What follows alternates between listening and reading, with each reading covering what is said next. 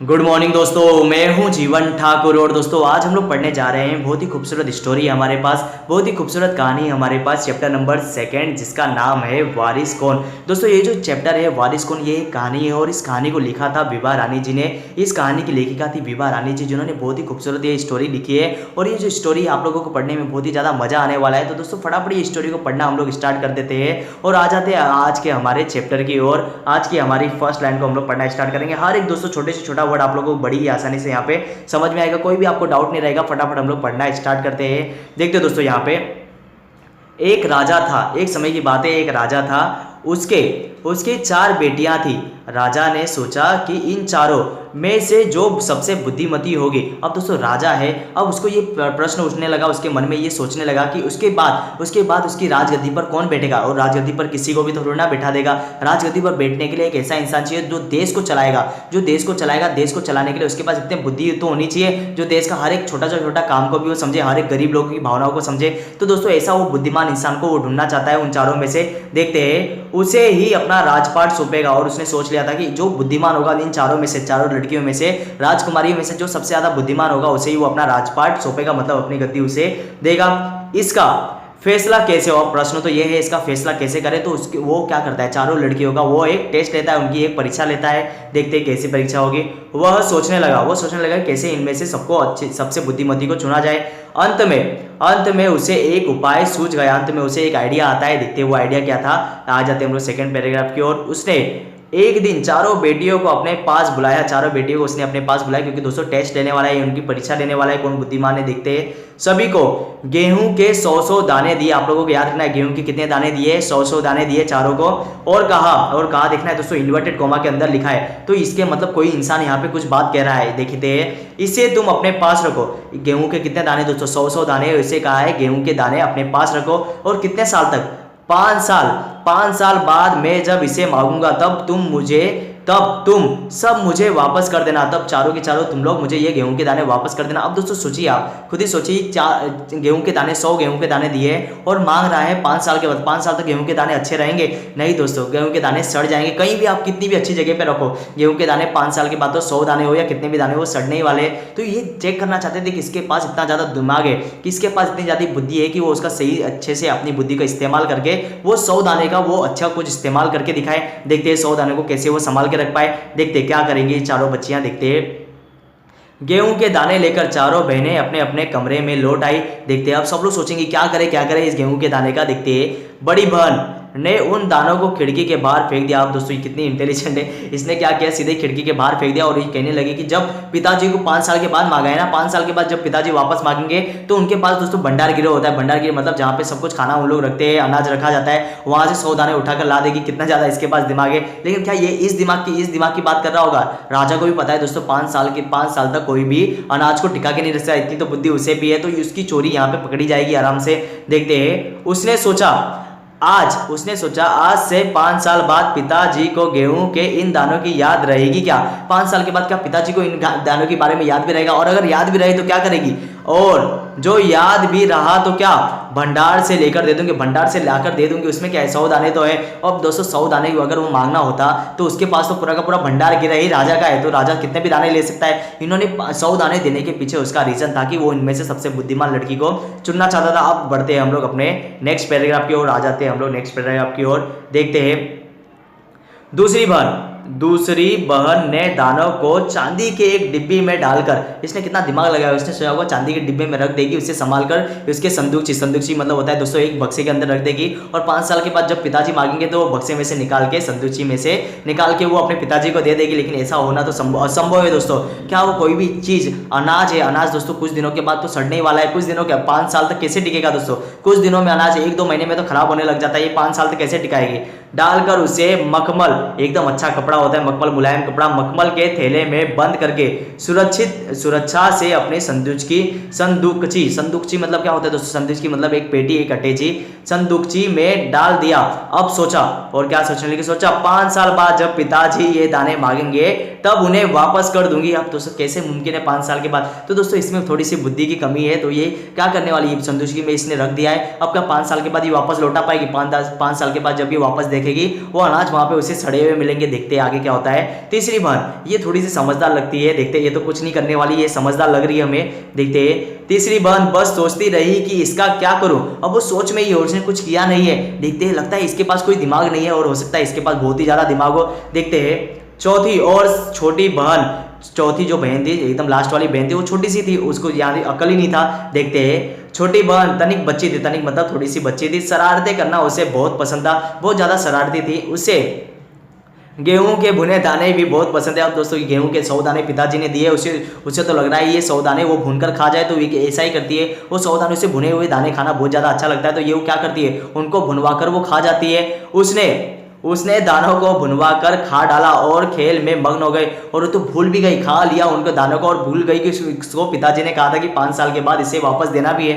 देखते हैं आगे बढ़ते हैं हम लोग। तीसरी राजकुमारी को इस बात का यकीन था कि पिताजी ने उन्हें यूं ही ये दाने नहीं दिए, और यही दोस्तों समझदार निकलेगी आखिर में भी, जब आप लोग देखेंगे स्टोरी हम लोग खत्म करेंगे, यहाँ पे हम लोग को पता चलेगा इसने कुछ दिमाग लगाया, इसने सोचा कि पिताजी ने यूं ही हम लोग को 100 दाने नहीं दिए, इसके पीछे कुछ ना कुछ पिताजी का मकसद होगा, ये बात सिर्फ यही लड़की समझ पाई। देखते दोस्तों, जरूर इसके पीछे कोई मकसद होगा, जरूर पिताजी का इसके पीछे कोई ना कोई मकसद होगा। देखते हैं। पहले तो उसने भी अपनी दूसरी बहनों की तरह उन्हें सहेज कर रख देने की सोची, जैसे उनकी बहनों ने किया था, एक ने तो उसको बाहर फेंक दिया था, एक ने दूसरे ने मखमल के थैले में संभाल कर संदूकसी में रख दिया था, और तीसरी बहन भुनवा कर खा गई थी। अब इसने भी सोचा कि उसे संभाल कर रखेगी, लेकिन कैसे मुमकिन है दोस्तों, संभाल कर कैसे रखा जाए, ये तो मुमकिन हो ही नहीं सकता। तो उसने क्या किया, देखते हैं। अब वो आगे बढ़ते हैं हम लोग। अब वो क्या करेगी, सोचेगी, और सोचने के बाद अपना फैसला लेगी। देखते हैं क्या करेगी।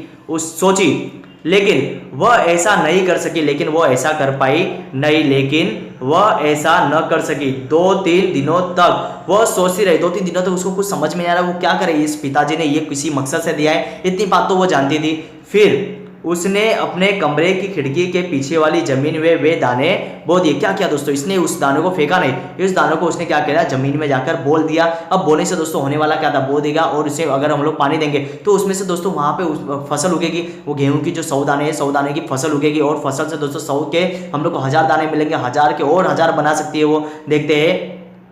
समय पर अंकुर फूटे, समय पर अंकुर फूटे, अंकुर कब फूटना होता है, मतलब उसमें से बीज से बाहर निकलने वाला सबसे पहले जो घास, सबसे पहले जो अनाज का टुकड़ा जो बाहर निकलता है बीज में से, जमीन में से, उसे अंकुर कहते हैं। समय पर अंकुर फूटे, पौधे तैयार हुए, मतलब अनाज तैयार हुआ, दाने निकले, उसके अंदर अनाज निकलने लगे। किसके अनाज दोस्तों, यहाँ पे गेहूं के अनाज निकलने लगे। राजकुमारी ने तैयार फसल में से दाने निकाले और फिर से बो दिए। अब दोस्तों 100 दाने में से कितने सारे दाने निकले होंगे, उन दानों को भी उसने निकालकर उसको वापस से जमीन में बो दिया। इस तरह 5 वर्षों में उसके पास ढेर सारा गेहूं तैयार हो गया, और इसकी देखते देखते उसके बाद 5 सालों में दोस्तों लगातार वो मेहनत करती है, लगातार मेहनत करके उसने क्या किया, एक के बाद वो एक उन बीज को बोती गई, और उसने इतना सारा धान इकट्ठा कर दिया, इतना सारा गेहूं उसके पास इकट्ठा हो गया। देखते आगे। 5 साल बाद राजा ने फिर चारों बहनों को बुलाया। 5 साल के बाद, लेकिन राजा तो राजा है दोस्तों, उसे कोई भी बात वो भूलता नहीं, उसे याद है, उसने तो यही परीक्षा लेना चाहता था वो 5 साल तक।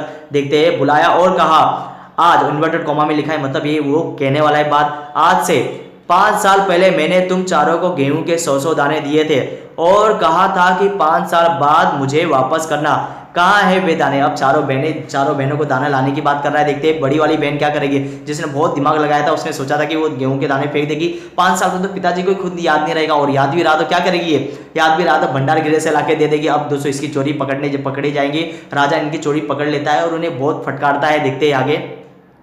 बड़ी राजकुमारी भंडार घर जाकर गेहूं के दाने ले आई और राजा को दे दिए। राजा ने पूछा, क्या ये वही दाने। अब दोस्तों राजा को भी पता है 5 साल तक अनाज आपका सही सलामत रहने वाला तो बिल्कुल ही नहीं है। क्या ये वही दाने हैं जो मैंने तुम्हें दिए थे। राजा ने एकदम कड़क आवाज में पूछा। देखते हैं अब क्या होगा। अब वो डर के वो जवाब देगी। पहले तो राजकुमारी ने हाँ कह दिया। पहले तो सीधे वो कह देती है हाँ ये वही दाने हैं, लेकिन जब वो एकदम कड़क होकर पूछते हैं, देखते हैं मगर राजा ने फिर कड़क कर पूछा, बहुत ही जोर से वो पूछते हैं, एकदम डरा के उससे पूछते हैं। तब उसने सच्ची बात बता दी, मतलब सच उसने कबूल कर लिया कि ये वो दाने नहीं है, वो दो दाने तो उसे तुरंत ही उसने फेंक दिया था जैसे ही पिताजी ने उसे दिए थे। देखते हैं यहाँ पे आगे लिखी हुई लाइन है, राजा ने दूसरी राजकुमारी से पूछा, तुमने दाने कहाँ है, तुम्हारे दाने कहाँ है। राजा पूछता है दूसरी बेटी से, तुम्हारे दाने कहाँ है जो मैंने तुम्हें दाने दिए थे। देखते हैं दूसरी राजकुमारी जिसने संदूकची में रखा था अपने अनाज संभाल कर मखमल की थैली में, देखते हैं वो क्या करेगी। दूसरी राजकुमारी अपनी संदूकची में से मखमल के खोल वाली डिब्बी उठा लाई जिसमें उसने गेहूं के दाने सहेज कर मतलब संभाल कर रखे थे। राजा ने उसे खोलकर देखा, दाने सड़ गए थे। अब दोस्तों 5 साल तक कौन से अनाज यहाँ पे टिक कर रहने वाले थे, 5 साल में तो हर एक चीज सड़ जाती है, तो ये अनाज ही है, अनाज तो सड़ने ही वाला है। देखते हैं इसके बाद क्या होता है, आगे बढ़ते हैं हम लोग। देखा दाने सड़ गए थे, इसके बाद क्या होगा देखते हैं। तीसरी राजकुमारी से पूछते हैं राजा, तुमने क्या किया उन दानों का। अब उन्हें जरा भी उम्मीद नहीं है, दो बड़ी बड़ी बेटियों ने कुछ नहीं किया तो छोटी बेटियों से भी उन्हें ज्यादा उम्मीद नहीं है, उनको भी लगता है इन्होंने भी कुछ नहीं किया होगा। देखते हैं तीसरी ने क्या कहा। तीसरी ने कहा, मैं इसका उत्तर आपको अभी नहीं दूंगी, मैं इसका उत्तर अभी आपको नहीं दे सकती, आपको इसके लिए मेरे साथ कहीं और जगह जाना होगा। देखते हैं क्योंकि जवाब पाने के लिए आपको यहाँ से दूर जाना पड़ेगा, यहाँ से बहुत दूर जाना पड़ेगा, तब मैं आपको जवाब दूंगी इसका, और मैं वहाँ आपको कल ले चलूंगी, और मैं वहाँ आपको कल लेके चलूंगी। ऐसा ही कहती है। यही वो लड़की है जिसने दोस्तों 5 साल में फसल की जो 100 दाने थे, 100 दाने से 1000 दाने, 1000 दाने से बहुत ही बड़ा उसने फसल का खेतों का खेत एक बना लिया रहता है फसलों का।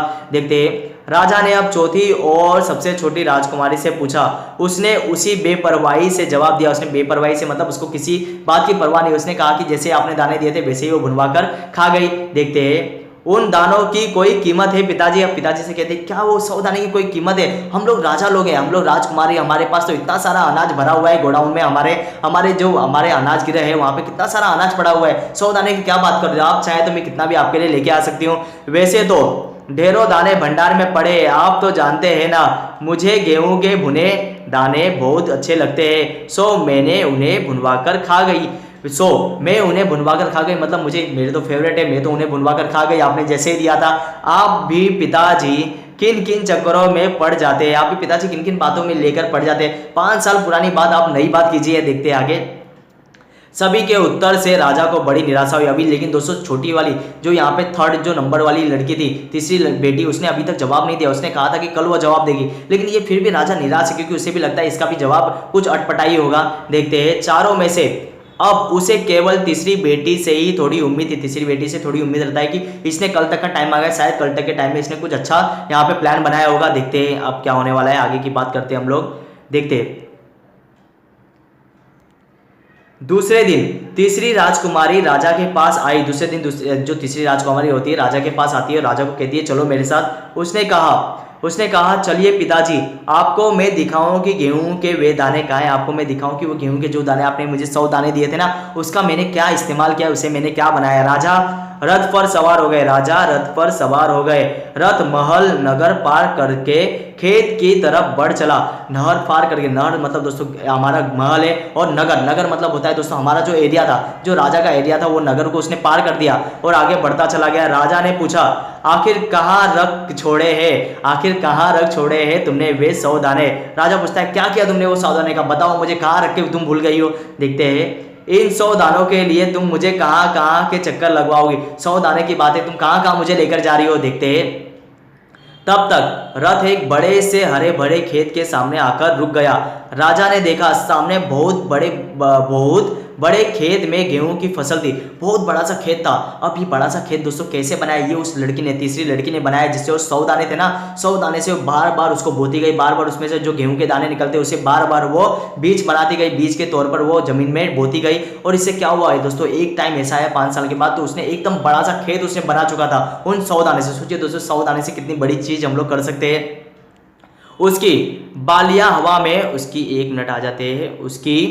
उसकी बालियां हवा में झूम रही थी। राजा की बालियां हवा में झूम रही थी। इतना खेत है दोस्तों, खेत में हवा भी बहेगी जैसे राजा को कोई खुशी भरा गीत सुना रही है। और हवा दोस्तों क्योंकि राजा अभी ये देखकर बहुत ही ज्यादा खुश है कि उसकी तीसरी बेटी, जो वो चाहता था, बुद्धिमानी जो चाहता था, उसकी तीसरी बेटी में वो सारी क्वालिटीज थी जो एक राजा के तौर पर वो देख रहा था। तो ये इतनी ज्यादा उसको खुशी हो रही थी, जैसा लग रहा था, और जब हवाएं बह रही थी उसे लग रहा था कोई वो बहुत ही मीठा सा गाना उसे सुना रही है। बहुत ही खुशी में है राजा दोस्तों।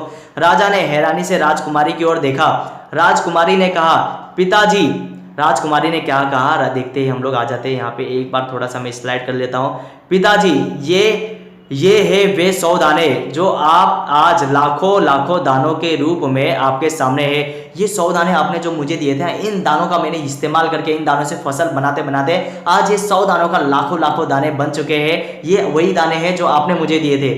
मैंने उन 100 दानों को बोकर इतनी अधिक फसल तैयार की है। वही 100 दाने हैं जो आपने मुझे दिया था, वही 100 दानों को बोकर मैंने इतनी बड़ी मैंने फसल बनाई है। ऐसा कहकर राजा बहुत ही खुश हो जाता है। जब ऐसी वो अपनी बेटी की बात सुनता है तो राजा क्या कहेगा अभी देखते हैं। राजा ने उसे गले लगा लिया, राजा ने उसे तुरंत गले लगा लिया और कहा, अब मैं निश्चित हूं, अब मुझे कोई फिक्र नहीं है कि तुम ही मेरी सबसे बड़ी, सबसे खूबसूरत, सबसे बुद्धिमान तुम ही मेरी बेटी हो जो राजमहल की रानी बनने के सबसे ज्यादा काबिल हो।